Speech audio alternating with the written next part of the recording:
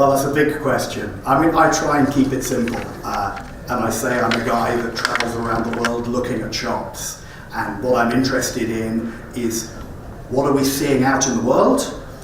What are trends that then we can say are important for the Macedonian audience, for the retailers, for the FMCGs? What are the things that you can learn about so that you can prepare for the future?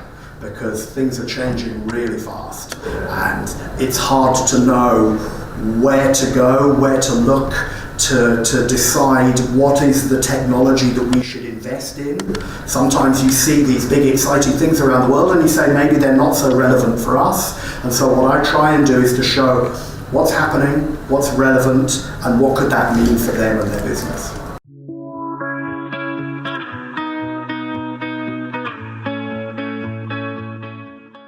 Yeah, so I travel more now than I've ever travelled before. Over the past 20 years, the travel has got more and more because I think the world is more global. Trends are more global. There's interesting things happening, not just in London and New York, but they're happening in Shanghai and Delhi and Belgrade and everywhere around the world. So I spend a lot of time travelling. So I fly every week now. So, for example, across the next month, I will be in Dublin, I will be in Cape Town, I will be in Chicago, I will be in Detroit, I will be in New York, and also in Copenhagen. So I spend a lot of time in airports. It's a good thing that airports are also clients of mine because they are changing.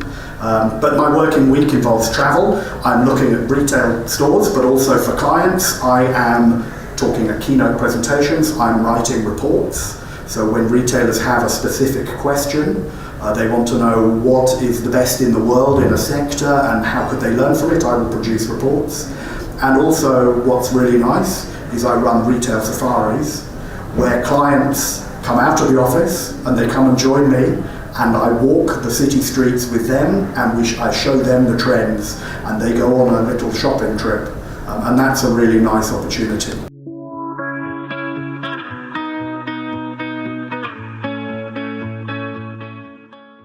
Yeah, sure, but like all things, it's driven by client demand, and my clients are asking more and more for retail safaris. I think it's become something in the industry where, as a business, you want to get out of the office, you want to get your team out of the office, you want to get them thinking in a different way, you want it to be fun and nice and inspirational, and you really want to see what's really happening in the world.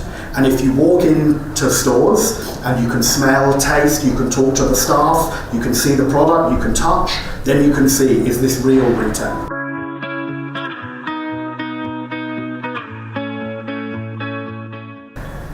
I think what I'm very impressed with is that there's a lot of participation. You're getting really big numbers, and actually in some, other than the very, very big international trade fairs, in the UK it's very hard to get big attendance, like 350 people from retailers and FMCGs. Everyone's a little bit too busy. I think here it's really good. There's a lot of communication, there's a lot of networking, that people want to talk, they want to come together. It's a great opportunity for networking, it's a great opportunity to share ideas. The crowd is very interactive, so they talk and they're very friendly.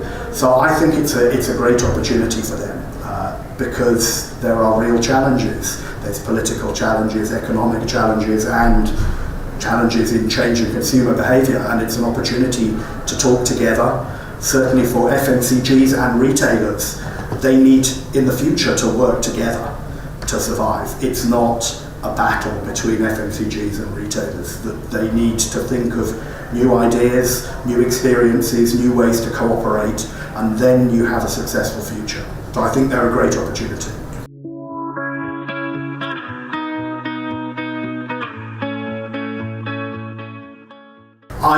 I'm not an expert in the Macedonian sector, but from what I've seen, I see the same challenges everywhere in the world. It's clear that the Macedonian economy is substantially smaller than the big developed economies, but we are seeing the same trends in discount retail, in value retail, that we're seeing everywhere in the world.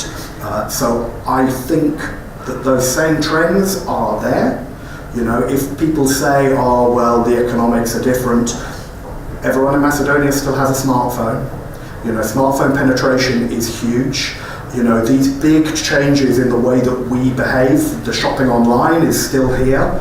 You know, and as humans, we're all the same. We want the same things. We want great quality, great value. We want to get out and socialise. We want to have great food and drink. And there's an opportunity for all Macedonian retailers and brands to provide exactly those same things. And actually, there's an opportunity for them to look at things around the world and to be the first to bring them here and to have a real success. So I don't think there's the developed world and the undeveloped world. I think it's absolutely clear that we're seeing innovation everywhere.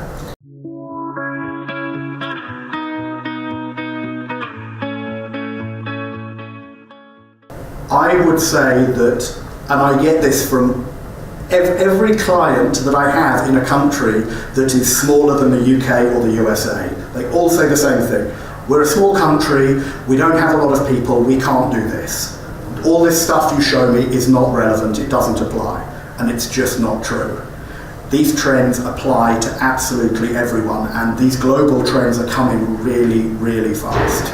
You know, you can't just think that the traditional way of doing retail is going to stay the same with you and that you have 5-10 years to prepare. You don't have 5-10 years to prepare. You have 6 months to prepare, 12 months to prepare, 2 years to prepare if you're lucky. These things are coming very, very fast. You have to be prepared for it.